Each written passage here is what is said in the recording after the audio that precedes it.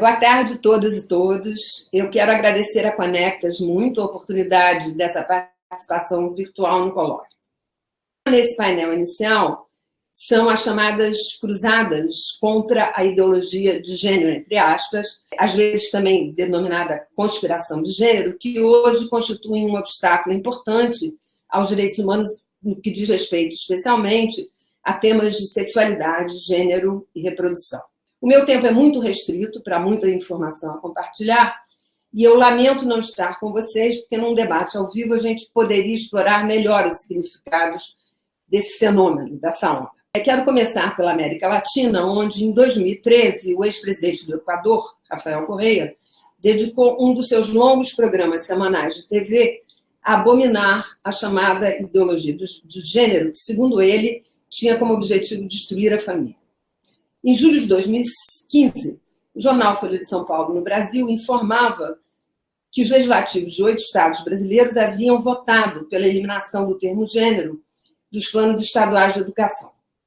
Àquela altura, decisões similares haviam sido aprovadas em vários municípios do país e, um pouco mais tarde, a bancada religiosa dogmática da Câmara Federal excluiu o termo gênero de um decreto administrativo presidencial que se destinava a alterar o status da Secretaria de Políticas para as Mulheres. Um ano mais tarde, em 2 de outubro de 2016, o referêndum pelo Acordo de Paz na Colômbia foi derrotado por uma margem não muito ampla de votos.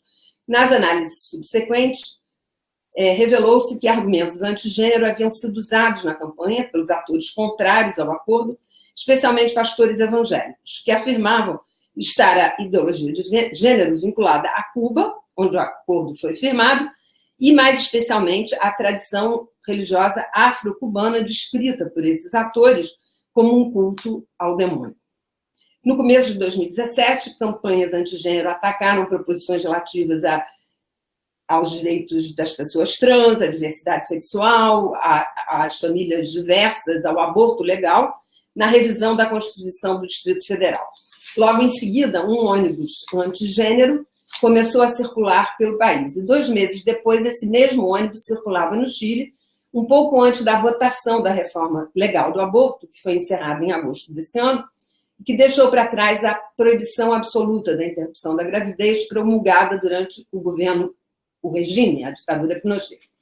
E até mesmo o Uruguai, um país conhecido pela forte cultura de laicidade, uma campanha contra a ideologia de gênero atacou esse ano o Programa Nacional de Educação Sexual. Voltando ao Brasil, em setembro desse ano, a ideologia de gênero foi invocada como razão para censurar uma exposição em Porto Alegre, uma peça de teatro em Jundiaí e uma pintura exibida no Museu de Campo Grande, no Mato Grosso do Sul. Devo dizer, porém, que as cruzadas antigênero não são exclusivas da América Latina, um continente marcado pelos rastros indeléveis do empreendimento colonial católico, e onde, nas últimas décadas, temos assistido um fenômeno que poderia ser talvez denominado como recolonização evangélica. Desde 2012, elas também proliferam na União Europeia, uma região que se projeta, muitas vezes de maneira problemática, como modelo da democracia sexual e de secularismo. Esses ataques na Europa têm sido mais virulentos nos países de tradição católica, como é o caso da Espanha, onde se inventou o ônibus antigênero, ou a Itália, onde, em 2014, manifestações de resistência pacífica à ideologia de gênero aconteceram em mais de 100 cidades. Mas, em 2012 e 2013, quando votou-se o casamento entre pessoas do mesmo sexo na França, o país também foi tomado por manifestações antigênero, e esses discursos também têm circulado na Alemanha e na Áustria, e ainda com mais intensidade na Polônia, Hungria, Eslovênia e Croácia. Os grupos antigênero também ganharam espaço na Austrália, onde têm atacado a educação sexual, e parecem ter influenciado a convocação de um referendo sobre o casamento entre pessoas do mesmo sexo, que está em curso nesse momento. Na África subsaariana, discursos contra a ideologia de gênero têm sido propagados com maior intensidade em anos recentes, numa clave que enfatiza o caráter imperialista da dita ideologia de gênero, que insufla sentimentos anticoloniais tanto à esquerda quanto à direita do espectro político. Essas dinâmicas são nacionais e têm configurações próprias em cada país, mas estão interconectadas. A cruzada contra a ideologia de gênero é transnacional.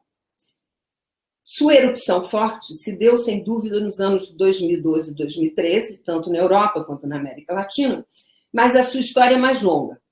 Seus primórdios podem ser identificados nos debates das Nações Unidas, ou mais precisamente no momento entre a Conferência de População e Desenvolvimento do Cairo, de 1994, e a Conferência Mundial da Mulher, de Pequim, de 1995. Na Conferência do Cairo, apesar de muitos obstáculos criados pela Santa Sé, como observador permanente, por primeira vez o termo gênero foi aprovado num documento intergovernamental. E aí legitimou-se o conceito de direitos reprodutivos, as políticas de educação e sexualidade, o reconhecimento das múltiplas formas de família e do aborto como um grave problema de saúde pública. Além disso, debateu-se os direitos sexuais, embora eles não tenham resistido ao debate e não foram gravados no texto final. 6 meses mais tarde, nos debates do Comitê Preparatório para Pequim, o termo gênero foi atacado diretamente num panfleto distribuído por uma ONG da direita católica norte-americana. O efeito desse ataque foi importante, pois o termo foi colocado temporariamente entre colchetes na negociação. Deu-se aí o primeiro sintoma do furor contra gênero que se desdobraria em anos subsequentes. A diretora desta ONG, a senhora O'Leary, é autora do livro-texto Agenda de Gênero, que começaria a circular globalmente em 1997 e hoje está traduzido em inúmeras línguas. No Brasil, foi publicado pela Canção Nova, no ano de 2008. Devo dizer, porém, que na Conferência de Beijing, o termo não foi diretamente atacado. Nessa oportunidade, o Vaticano estava mais preocupado em derrubar as definições do Cairo e a premissa de que os direitos das mulheres são direitos humanos. Mas, 5 anos mais tarde, em 99 e 2000, nas revisões de 5 anos das duas conferências, o ataque ao termo gênero foi frontal. Sob influência da Santa Sé, várias delegações atribuíam ao termo significados de homossexualismo, não homossexualidade, homossexualismo, e mesmo pedofilia. Naquela altura, uma literatura antigênero circulava globalmente, elaborada, em geral, por autores e autoras não clericais, como é o caso da senhora O'Leary, mas também da peruana Alzamora Revoredo, que já em 1998 usava o termo ideologia de gênero. Logo em seguida, o próprio Vaticano passou a elaborar diretamente textos teológicos sobre a matéria. Essa produção foi inaugurada com um léxico sobre termos relativos à família, que foi publicado em 2003, e a Carta aos Bispos sobre a colaboração do homem e da mulher no mundo, de 2004. E é uma produção que não tem arrefecido desde então. As cruzadas contra a ideologia do gênero foram inicialmente uma resposta da direita católica e do Vaticano às transformações conceituais e políticas em relação ao gênero, sexualidade e direitos humanos, que se deram nas últimas décadas do século XX. Elas não são exclusivas das conferências das Nações Unidas, mas têm nas conferências um momento muito importante. Essas campanhas em curso, com muito vigor hoje em dia, são, ao meu ver, um indicador do sucesso das lutas feministas. Mas não devem ser minimizadas. E eu estou dizendo isso porque eu acho que isso, de alguma maneira, tem acontecido.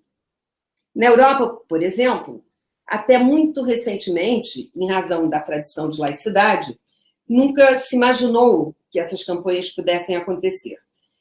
E não se deu muita atenção a elas, talvez porque as inquietações europeias com o tema da religião ou com o religioso têm sido, sobretudo, concentradas na questão do Islã.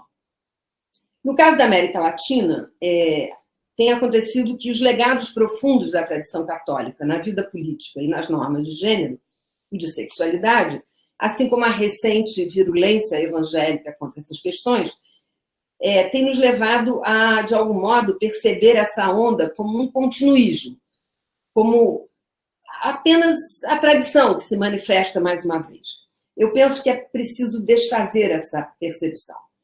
As atuais guerras contra o gênero não são mais do mesmo. E é fundamental analisar e entender as suas molduras retóricas e políticas. saber quem são os atores diretamente envolvidos e as demais forças e tendências políticas com que eles se mesclam. A ideologia de gênero, tal como elaborada pelo Vaticano e seus aliados, é um significante vazio e metamórfico. É uma moldura aberta onde cabe de tudo. Aborto, homossexualidades, corpos trans, famílias diversas, educação em sexualidade, transmissão do HIV, trabalho sexual.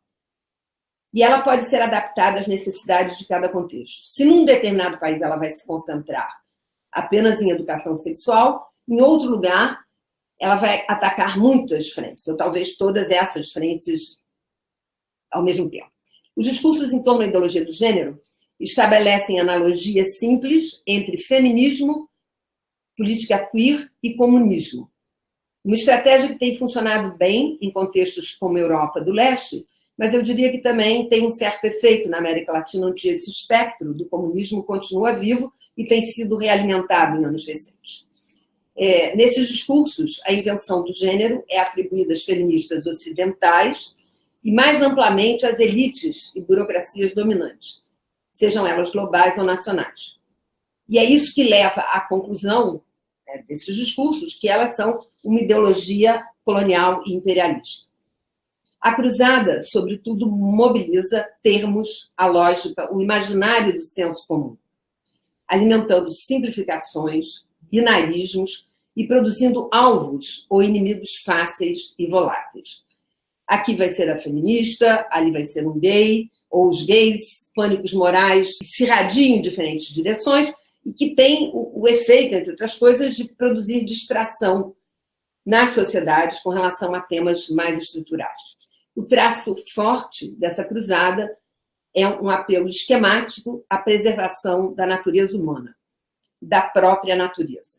O gênero, segundo essas vozes, precisa ser atacado ou destruído, porque ameaça a ecologia humana dos escritos do cardeal Ratzinger.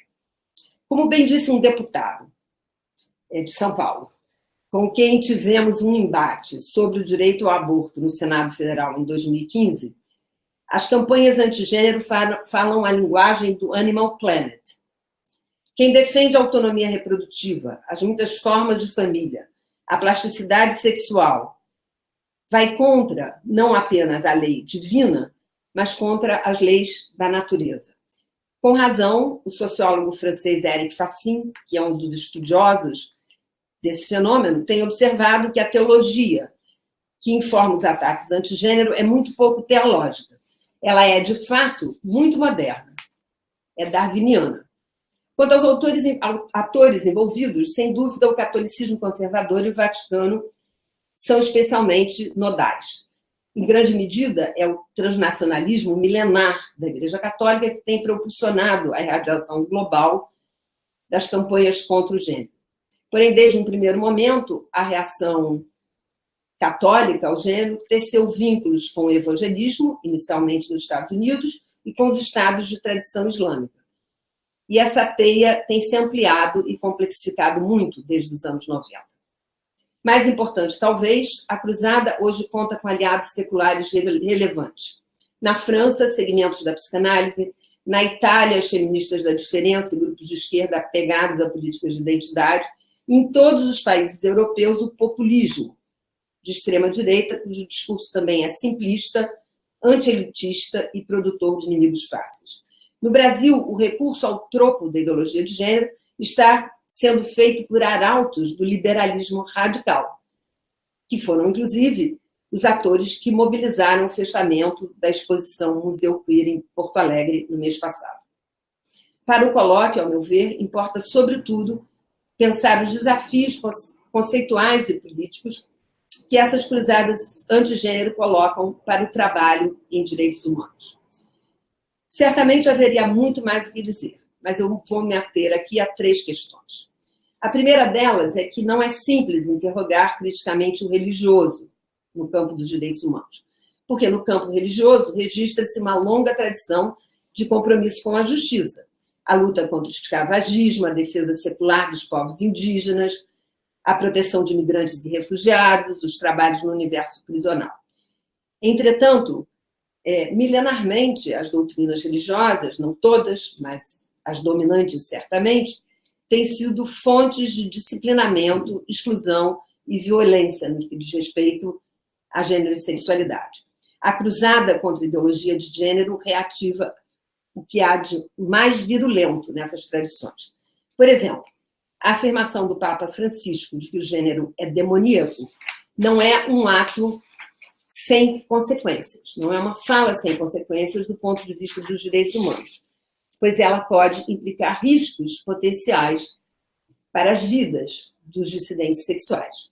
É também muito recente e tem sido árdua a construção de concepções e práticas interseccionais em direitos humanos, nas quais o gênero e a sexualidade não são apenas vistos como questões secundárias, laterais, de segunda ordem. Ou seja, aquelas questões que podem ser deixadas para depois porque há alguma coisa mais importante para ser tratada no momento.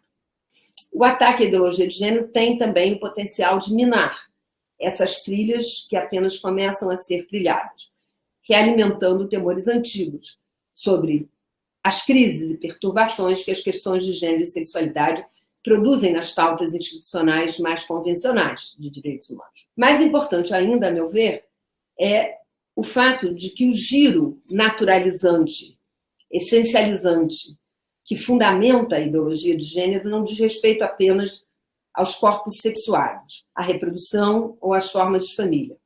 Ele tem implicado também um retorno aos direitos humanos como direitos naturais. Ou, para retomar as palavras do Monsenhor Martini, com quem tivemos muitos embates no Cairo e em Pequim, segundo ele, há hoje uma tendência a acreditar que foi a sociedade que formulou o que são hoje conhecidos como direitos humanos. Entretanto, os direitos humanos são tais exatamente porque são inerentes à dignidade da pessoa humana. Uma sociedade pode reconhecer ou violar os direitos humanos, mas ela não pode manipular a existência dos direitos humanos, já que esses direitos precedem o próprio Estado. A adesão à tal epistemologia de direitos humanos tampouco é, a meu ver, trivial para o presente e o futuro do pensar e fazer direitos humanos no século XXI. Muito obrigada e um bom debate.